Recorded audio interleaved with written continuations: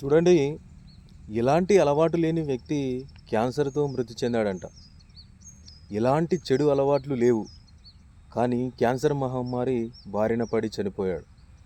చూడండి, మద్యం, gutka, pan Parag, cigarette లాంటివి ఈనాడు కూడా తీసుకోకపోయినా క్యాన్సర్ మహమ్మారి అతని ప్రాణాలు తీసిందంట. వైద్యులు కూడా అతని శరీరాన్ని పరిశోధించగా ప్లాస్టిక్ కవర్లో తెచ్చిన వేడి ఆహారాన్ని తినడం వలన, ప్లాస్టిక్ సీసాలో నీటిని తాగడం వలన అందులోని రసాయనాలతో క్యాన్సర్ బారిన పడినట్లు తేల్చారు.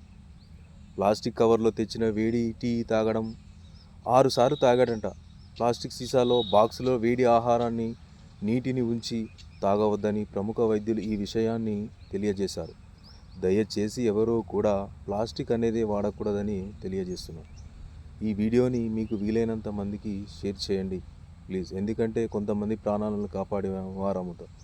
చాలా వరకు ఏమనుకుంటున్నారంటే, నేను ఏం తాగట్లేదు, సిగరెట్ మందు నాకు అలవాటు లేదు, నా ప్రాణానికి ఎటువంటి అపాయము లేదు అని చాలామంది అనుకుంటున్నారు. కానీ ఒక్కసారి గమనించుకోవాలి, మనం ప్రొద్దున లేచినప్పటి నుంచి మనం పడుకునేంత వరకు కూడా తినే వస్తువులలో కానీ ఏదైనా సరే మొత్తం కల్తీ ఉంది మనకు. అది మనము గమనించుకుంటలేము. చూడండి, మనం టీ తీసుకొస్తాం, ప్లాస్టిక్ కవర్లో టీ తీసుకొస్తాం. టీ ఏంటంటే వేడిగా ఉంటుంది కాబట్టి కవర్ అనేది ఒక రసాయనాలతో తయారైన కెమికల్ సంబంధించింది కవర్. అది ఆ కవర్ వలన, ఆ కవర్లో వేడి టీ ఉండడం వలన క్యాన్సర్ రావడం జరుగుతుంది. మనం ప్లాస్టిక్ బాటిల్లో నీటిని కూడా తాగొద్దు. మనం ఆహారాన్ని కూడా ప్లాస్టిక్ దాంట్లో వేడి ఆహారాన్ని పెట్టి ప్రొద్దున పెట్టి మధ్యాహ్నం వరకు కూడా అలాగే ఉంచుతాం.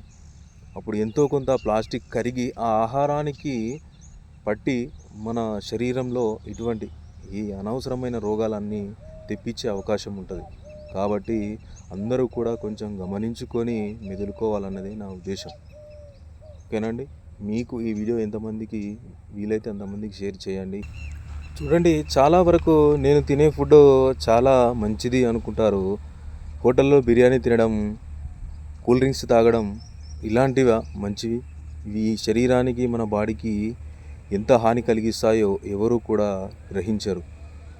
ఇంట్లో వండిన అన్నం కానీ, ఇంట్లో చేసుకున్న కూర కానీ ఇటువంటి మనం ఎటైనా వెళ్ళేటప్పుడు ఇవే తీసుకెళ్ళాలి తప్ప బయట ఉన్న వస్తువులను, బయట ఉన్న ఏ ఫుడ్ను కూడా అతిగా తీసుకోవడం వల్లనే మనకు ఈ అనవసరమైన రోగాలు కూడా రావడం జరుగుతుంది.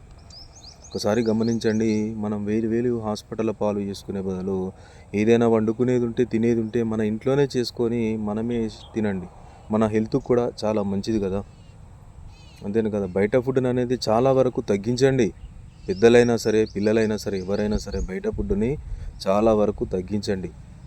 ఇటువంటి క్యాన్సర్లు ఇవన్నీ రావడానికి మన చేతులతో మనం చేసుకునే తప్ప ఎవరో వచ్చి మనకిచ్చింది కాదు ఆ రోగం.